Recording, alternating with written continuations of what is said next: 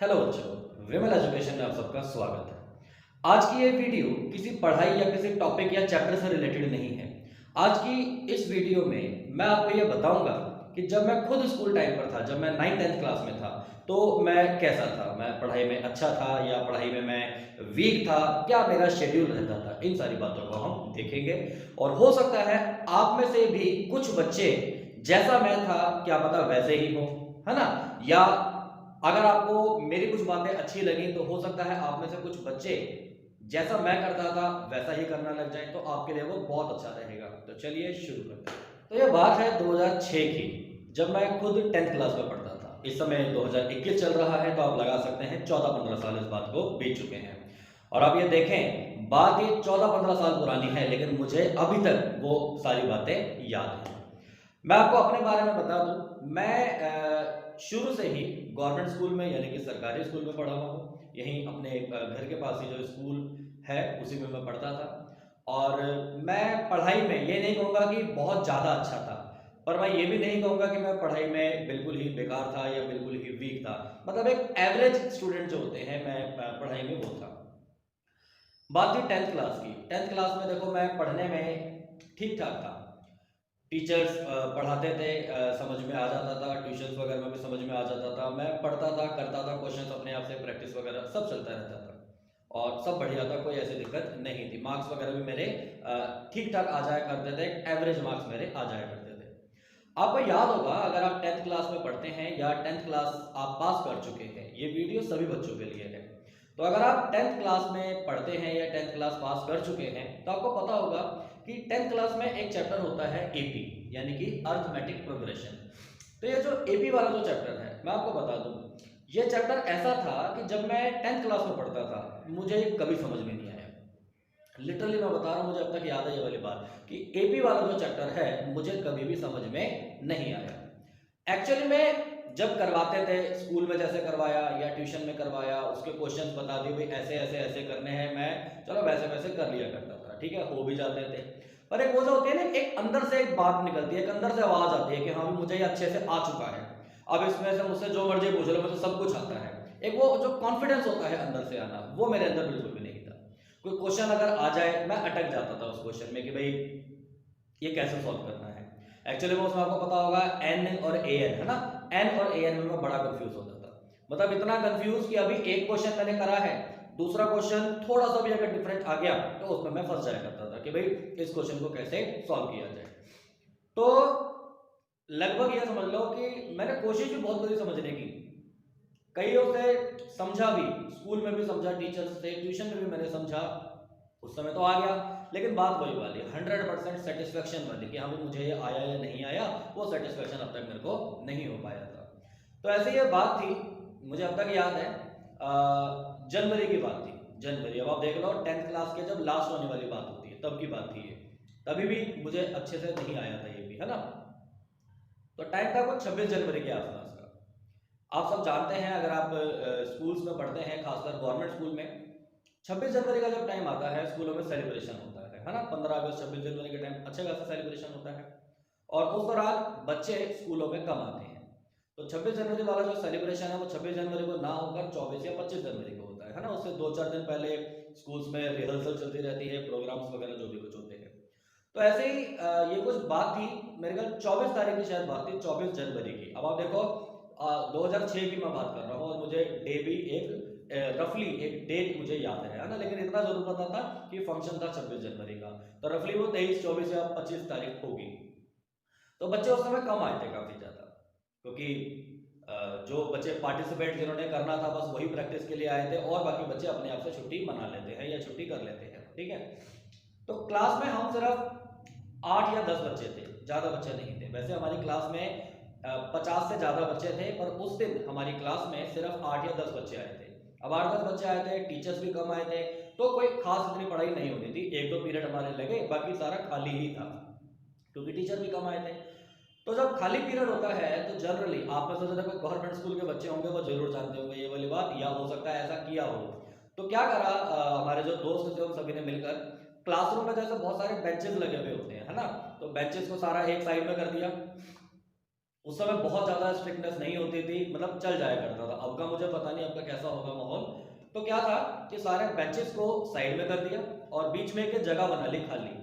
एक कहीं से लकड़ी का डंडा उठा के ले आए, उसको बना दिया एक बैट, और कागज की होती है ना, कागज की एक बॉल बना ली। कहीं से बहुत सारे पेजेस इकट्ठे कर लिए, उसके ऊपर रबड़ वगैरह बांध दी और उसको क्या बना दिया, एक बॉल बन गई वो कागज की। और बच्चों ने क्या करा, क्रिकेट खेलना शुरू कर दिया। मेरा इतना इंटरेस्ट नहीं था, मैं था और एक दो बच्चे और थे, हम लोग नहीं खेलते थे, हमारा इतना उस समय मन भी नहीं था और हम खेलना भी नहीं चाह रहे थे। खैर, अब मैं खाली बैठा था, बोर हो रहा था, क्या करते, टीचर्स ने ये कहा था कि भाई बाहर नहीं निकलना, अंदर आप जो मर्जी कर लो, है ना। अब बाकी सब बच्चे तो खेल रहे थे आराम से क्रिकेट, हल्का फुल्का, ऐसी कोई दिक्कत नहीं थी। अब मैं बैठा था, बोर हो रहा था, मैंने कहा क्या करूं। तो फिर मेरे दिमाग में ये आया कि भाई जो चैप्टर मुझे नहीं आता, क्योंकि मैंने सोचा चलो कुछ करते हैं, पढ़ते हैं। मैंने मैथ निकाली। अब मैथ में मेरे को लगभग सभी चैप्टर्स आते थे। मेरे दिमाग में ये आया कि जो मुझे नहीं आता तो सबसे पहले उसी को पकड़ लो। फ्री टाइम है, बिल्कुल फ्री माइंड हूं मैं, करके देखते हैं ट्राई इसको कि भाई कैसे करना है क्वेश्चन। मैं बड़ा जोश आ गया मेरे अंदर कि भाई चलो अब की बार इसको शुरू से करेंगे। मैंने क्या करा, एपी करना शुरू करा। पहला क्वेश्चन करा, निकल गया, दूसरा क्वेश्चन करा, निकल गया, होते चले गए, 2 4 5 क्वेश्चन हो गए। अब फिर वही वाली बात आ गई जो मैंने आपको बताई थी, एन और ए एन में कंफ्यूज होना। मैंने क्वेश्चन करना जब शुरू करा, थोड़े टाइम बाद मैं उसमें अटकना शुरू हो गया। चलो, एक में अटका, थोड़ा बहुत दिमाग वगैरह लगाकर एक दो एग्जांपल्स वगैरह लेकर उसको सॉल्व कर लिया, लेकिन वही सेटिस्फेक्शन वाली बात अभी भी नहीं आई थी। फिर और 2 4 क्वेश्चन करके देखे। फिर वही मेरा एक दोस्त था, वो भी खेल रहा था पढ़ाई में, आप ये समझ लो मतलब मेरे से कम था वो, जहां तक मैं समझता हूँ मेरे से वो पढ़ाई में कम था, या लगभग मेरे लेवल का होगा, ऊपर तो नहीं था वो पढ़ाई में। अच्छा, नाम भी उसका है, मैं बता देता हूँ, आपको याद है मेरे को, राहुल गोयल। क्या पता वो वीडियो देखे ये वाली, तो उसे पता चल जाएगा। राहुल गोयल उसका नाम था। तो ऐसे ही वो भी खेल रहा था। खेलते खेलते उसकी बॉल एक बार मेरे पास आई। बॉल उसकी मेरे पास है भाई, तो वो आया मेरे पास बॉल मांगने के लिए। मैं एपी कर रहा था। मैंने कहा एक काम कर, तो पहले इधर बैठ। ये जो ना, मेरे को ये एपी वगैरह ये बिल्कुल समझ में नहीं आती है, या मैं बहुत कंफ्यूज रहता हूँ, मुझे कोई कॉन्फिडेंस ही नहीं आता कि एपी के क्वेश्चंस को कैसे सॉल्व किया जाए। तुझे पता है तो तू बता। उसने मेरे को बताया, अरे इतना आसान है यार, चल रुक मैं बताता हूँ तेरे को, अभी 5 मिनट रुक तू। तो अपनी वो बॉल उधर देकर आया, थोड़ी बहुत देर खेला, जब आउट हो गया वो, बैटिंग उसकी खत्म हो गई, फिर आया वो मेरे पास बैठा। और आप बिलीव नहीं करोगे, उसने मेरे को बताया, पेन लिया, कॉपी लिया, और उसने बताया कि देखिए एन ऐसे होता है, ए एन ऐसे होता है, जब ये दे रखा हो तो ये एन दे रखा होता है, ए एन दे रखा हो तो ये ऐसे दे रखा होता है, इसमें ऐसे ऐसे, इस क्वेश्चन को ऐसे सॉल्व कर देते हैं, ऐसे क्वेश्चन को ऐसे सॉल्व कर देते हैं। मतलब आप समझ लो पूरे 5 मिनट भी नहीं लगे और वो समझा के चला गया। मैंने कहा ठीक है, अभी देखते हैं, एक ट्राई करके। और आप बिलीव नहीं करोगे ये वाली बात कि मैंने जब जो उसने वो छोटी, और वो ट्रिक नहीं थी एक्चुअली में, जो सारी बातें उसने मुझे बताई थी ना वो सब मुझे पता थी, लेकिन मेरे माइंड में क्लिक नहीं कर रही थी। तो उसने मुझे बताया, मैंने फिर उसकी बात को सुनकर समझकर मैंने क्वेश्चंस करने शुरू करे। जो क्वेश्चन अटक रहा था मुझसे, वो वाला क्वेश्चन मैंने करा, वो सॉल्व हो गया। उसके अगले वाला मैंने करा, वो सॉल्व हो गया। उसके अगले वाला करा मैंने, वो सॉल्व करा। मैंने पूरी एक्सरसाइज ही खत्म कर दी। फिर उसके बाद मैं, तब आया कॉन्फिडेंस कि हाँ भाई अब मुझे अच्छी तरीके से समझ में आ गया। वो आया मेरे को सबसे पहली बार कॉन्फिडेंस कि हाँ भाई अब ये चैप्टर मुझे अच्छी तरह से समझ में आ गया, मतलब ये वाली एक्सरसाइज। फिर मैंने कहा चलो, तो सम वाली एक्सरसाइज होती है, एसएन वाले क्वेश्चन है, वो भी करके देखते हैं। फिर मैंने जो नेक्स्ट वाली एक्सरसाइज है उसको भी करना शुरू करा। उसको भी उसमें वही वाली बात लगाई जो भी मुझे पता चली थी, पता मुझे पहले से थी, पर लेकिन मैं उसको अप्लाई नहीं कर पा रहा था ठीक तरीके से, है ना। तो मैंने करना शुरू करे क्वेश्चंस, एग्जांपल्स करे पहले, फिर सारे क्वेश्चंस उसके कर दिए, और एक भी क्वेश्चन में मैं अटका नहीं, मुझे सब कुछ आ गया उसमें। और अब उस चैप्टर में एनसीईआरटी में से मुझे एक अच्छा कॉन्फिडेंस आ गया, और पूरी जो चैप्टर है, पूरा जो चैप्टर है, मैंने 1 से 1.5 घंटे में वहीं स्कूल में बैठे बैठे वो खत्म कर लिया। अब जब वो खत्म हो गया, अब मेरे मन में ये आया भाई मैं कहीं भूल ना जाऊं इस ट्रिक को, जल्दी से जल्दी इस ट्रिक को अपने अंदर आप ये समझ लो दिमाग में बिठा लो, मैं भूल ना जाऊं इस ट्रिक को। मेरे को बड़ा वो हो रहा था। तो मैंने क्या करा, आसपास में बच्चों से पूछा भी कोई आर डी शर्मा लेकर आया है या कोई पीके करके लेकर आया है। मैंने कई बच्चों से पूछा, कोई भी नहीं लाया था। तो मैं बैठ तो सकता नहीं था, मैं फिर दूसरे सेक्शन में चला गया। 10th क्लास के और भी सेक्शन थे, दूसरे सेक्शन में पता करा, उसमें से भी कोई बच्चा लाया नहीं था। फिर मैं नीचे वाले फ्लोर पर जाकर, एक और सेक्शन था, मैं उनके पास चला गया, और वहां जाकर मुझे लकीली आर डी शर्मा मिल गई। अब आप सोच रहे हो, आप देख रहे हो कि जो चीज मतलब मुझे आ गई अच्छी तरीके से समझ में, वो और अच्छी तरीके से मैं कर सकूं, तो इसके लिए मैं कितनी ज्यादा मतलब उत्सुक था। तो आप एक बात समझें, जब तक आप खुद से अंदर से कोशिश नहीं करेंगे, या जब तक आपके अंदर से एक भूख नहीं आएगी कि हाँ भाई मुझे करना ही करना है, चाहे कुछ भी हो जाए, what ever be the situation, मुझे ये करना ही करना है, तब तक आप वो नहीं कर पाओगे। तो आप इस चीज को अपने अंदर जरूर लेकर आए कि जो चीज आपसे नहीं हो रही है ना, पहले उसको करने के ऊपर फोकस करें, उसको करने के ऊपर ध्यान दें, क्योंकि वो मुश्किल चीज है। उस मुश्किल चीज में टाइम लगेगा, उस मुश्किल चीज में मेहनत लगेगी। जो चीज देखो आपको आती है वो तो आती ही है। कई बच्चे क्या करते हैं, जो चीज आती है बार बार उसी के क्वेश्चंस कर करके या उसी को याद कर करके खुश हो जाते हैं कि हाँ भाई हमें सब कुछ आता है, लेकिन ऐसा नहीं करना चाहिए। तो मैंने आर डी शर्मा ली, आर डी शर्मा लेकर मैंने क्वेश्चन उसके करने शुरू करे, और आप बिलीव नहीं करोगे, मैंने पूरा वो चैप्टर आर डी शर्मा में से इस तरीके से खत्म कर लिया कि उसके बाद मुझे कभी उस चैप्टर में कोई प्रॉब्लम हुई ही नहीं। मुझे वो चैप्टर इतनी अच्छी तरीके से समझ में आ गया कि मैं अब वो दूसरों को समझाया करता था। तो समझ रहे हैं आप बातें वाली? तो कितना एक इंपॉर्टेंट, एक कुछ था नहीं, मात्र 5 मिनट लगे, मात्र 5 मिनट, और ये भी कोई प्लान्ड नहीं था, अनप्लान्ड। बस मैंने उससे कहा अपने दोस्त को, और उसने मुझे समझा के चला गया, और वो चीज मुझे पता भी थी। लेकिन मजे की बात क्या है कि वो चीज मुझे पता थी, पर लेकिन मैं अप्लाई नहीं कर पा रहा था उस चीज को। तो आप समझे ये वाली बात? कई बार अगर आपके साथ भी ऐसा होता है, आप पता क्या काम करें, आपको कोई चीज अगर सपोज करो समझ में नहीं आ रही है, या आप उसमें कॉन्फिडेंट अगर नहीं हो, तो आप अपने क्लास के जो भी इंटेलिजेंट बच्चे होते हैं, या आपके साथ के जो बच्चे हैं, आपसे आपके जैसे हैं पढ़ाई में, या आपसे थोड़े से अच्छे हैं पढ़ाई में, आप उनसे जरूर पूछें। कई बार ऐसा होता है कि स्कूल के टीचर का समझाया हुआ उतना अच्छी तरीके से नहीं आ पाता समझ में, या ट्यूशन के टीचर ने जो समझाया है वो भी आपको कई बार क्लिक नहीं कर पाता, जो कि मेरे साथ भी ऐसा हुआ था। और हाँ, लेकिन कहीं कोई एक एक पॉइंट मिल जाता है कि वो क्लिक करना चाहिए, और आपको चीज समझ में आ जाएगी। मेन मोटिव क्या है, आपको वो समझ में आना चाहिए, चाहे वो किसी से भी समझ में आए। तो आप सोच कर देखो, मेरा जनवरी में जाकर वो 5th चैप्टर मुझे अच्छे से क्लियर हो पाया था, बाकी तो सब कुछ मेरे को आता था। तो ये मेरा 10th क्लास में एक इंसिडेंस था। अच्छा, अब 10th क्लास में पढ़ाई में करता रहा, साइंस में अच्छा था, मैथ में एक चैप्टर की वजह से मेरे को दिक्कत होती थी, अब वो भी मेरे को आ गया अच्छे से समझ में, तो मैं मैथ में भी अच्छा हो गया, सब कुछ बढ़िया चल रहा था। मैंने 10th क्लास में सोचा नहीं था कि मुझे 10th क्लास के बाद क्या करना है। 10th क्लास के बाद आपके ऑप्शंस आते हैं कि भाई आपको साइंस साइड लेनी है, आपको कॉमर्स लेनी है, या आपको आर्ट्स लेनी है। मुझे कुछ नहीं पता था, मैंने तो बस मैं 10th कर रहा था, मुझे बस ये पता था कि भाई अच्छे नंबर लेकर आने, और इवन मुझे तो ये भी नहीं पता था कि अच्छे नंबर क्या होते हैं। उस समय इतना कोई बताने वाला नहीं था, बस ये था कि भाई बस चलता जा रहा है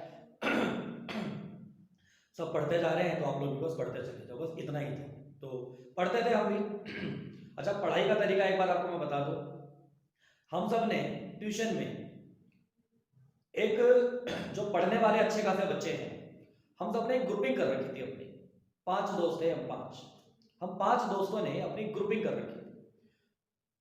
किसी को कोई क्वेश्चन नहीं आता था, या कोई चैप्टर या कोई टॉपिक नहीं आता था, वो दूसरे बच्चे से पूछ लिया करता था। आपस में हम पता शर्त लगाते थे, चैलेंज करते थे एक दूसरे को कि भाई अब ये वाला टेस्ट होगा, इस टेस्ट में हम तेरे से ज्यादा नंबर लेकर आएंगे, या इस टेस्ट में तो तू नंबर लेकर आ गया, अगले में हम लेकर आएंगे। अब ये चैलेंज करते थे दूसरों को। तो आप लोग भी ये चीज करो, अंदर से लाओ ये चीज। जब तक आप खुद से कोशिश नहीं करोगे, सामने वाला कोई भी टीचर आपको जितना मर्जी बढ़िया समझा दे, आप कर ही नहीं पाओगे। मैंने बताया ये चीज अंदर से आपके अंदर आनी चाहिए। पहले सोचो, दिमाग लगाओ इस तरफ कि हाँ भाई आपको क्यों पढ़ना है और कितने नंबर लेकर आने हैं आपको, उस हिसाब से आप अपनी पढ़ाई कर पाओगे, उस हिसाब से आप अपनी तैयारी करोगे। अब 10th के एग्जाम्स हमने दिए, 10th के एग्जाम से के 10th का रिजल्ट आया। 10th का जब रिजल्ट आया तो मैं आपको बता दूं, जनरली बहुत सारे जो टीचर्स होते हैं वो अपने मार्क्स बताते नहीं हैं, पर मुझे अपने मार्क्स बताने में कोई शर्म नहीं है।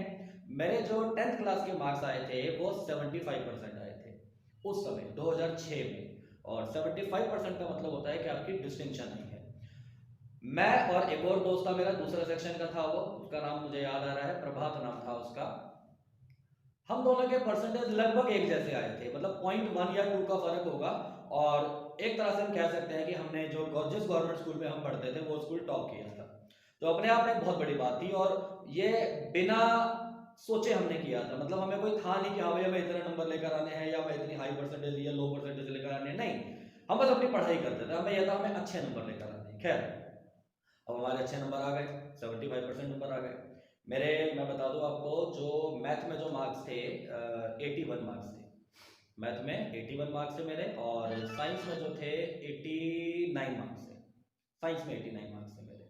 तो भाई नंबर अच्छे आ गए, बढ़िया नंबर तो उस समय के हिसाब से। अब इस समय के हिसाब से तो 90 से ऊपर अगर मार्क्स आते हैं वो अच्छे होते हैं, है ना, लेकिन उस समय 70 से ऊपर भी अगर आ जाते थे तो बहुत अच्छे माने जाते थे। खैर, अब सब बड़े खुश हुए, अब ये था कि भाई अब 11th क्लास में एडमिशन लेना है, तो 11th क्लास में कौन से साइंस दिलवाएं इसको, कॉमर्स दिलवाएं, साइंस दिलवाएं या आर्ट्स दिलवाएं। मेंटेलिटी सभी की लगभग एक जैसी होती है, हमारे घर में भी सभी की एक जैसी थी। क्या कि भाई बच्चे के अच्छे नंबर आए हैं, 75% बहुत बढ़िया मार्क्स आए हैं, अब तो इसको साइंस ही दिलवानी। मुझे तो खैर बेचारे को कुछ पता ही नहीं था कि भाई साइंस लेनी है, कॉमर्स लेनी है, आर्ट्स लेनी है। सबने कहा भाई नंबर बढ़िया आ गए।